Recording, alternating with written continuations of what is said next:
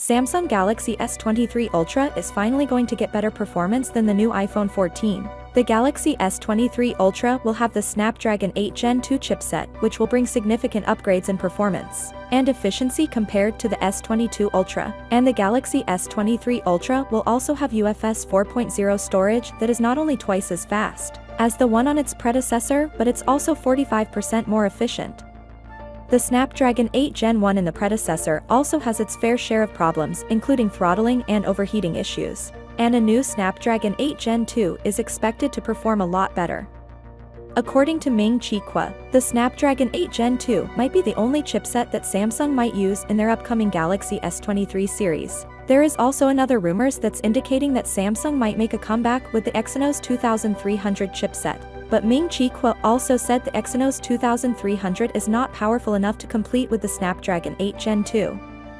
The S22 Ultra has LPDDR5 RAM and its maximum data rate is 6.2 GB per second. Now the Galaxy S23 Ultra is reported to have the world's fastest RAM on any mobile phone, the LPDDR5X, bringing a complete upgrade in all three important parameters. When it comes to driving optimum performance on a mobile phone, Samsung says that the new memory reaches 8.5 GB per second speeds, which is the industry's fastest speed of DRAM. So we're seeing a 36% improvement in RAM speed.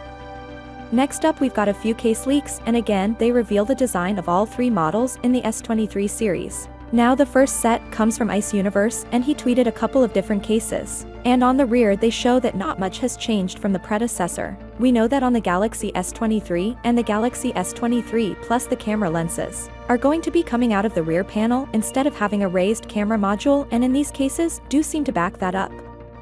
Ice Universe says Samsung is streaming down the chain and making it nearly symmetrical to side edges. We have a same boxy rectangular curved display with high refresh rate and high resolution panel. Same S Pen support and same SIM card tray, which is amazing.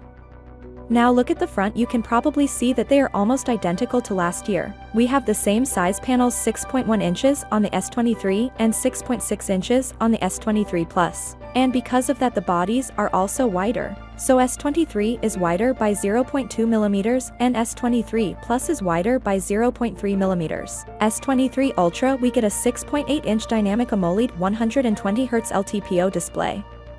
So, without being said, let me know your thought in the comment below, and if you are new here please subscribe. Peace out.